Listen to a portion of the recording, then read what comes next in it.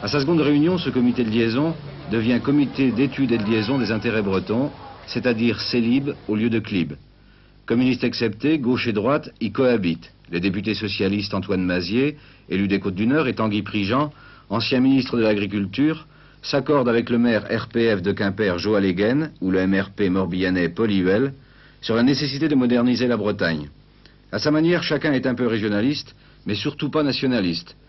Nulle opposition à l'État dans leur démarche, mais la volonté d'obtenir les équipements nécessaires au développement économique de la Bretagne. Lors d'un précédent anniversaire, René Pleven et Georges Lombard se remémoraient déjà l'état d'esprit des pionniers du CELIB. Qu'est-ce qui a fait que le CELIB un jour est né en Bretagne?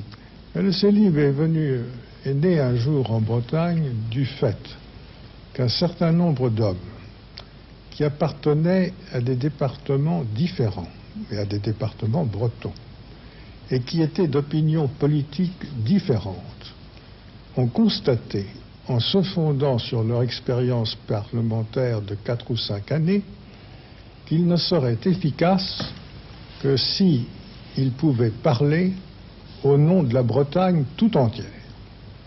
Et je suis resté profondément fidèle au souvenir d'hommes comme Huel, qui était à ce moment-là député du Morbihan, comme mon ancien collègue des Côtes-du-Nord, Mazier, qui était député socialiste des Côtes-du-Nord, comme Héguen, qui était député gaulliste de Quimper, Martret, bien entendu, qui a été notre premier secrétaire général.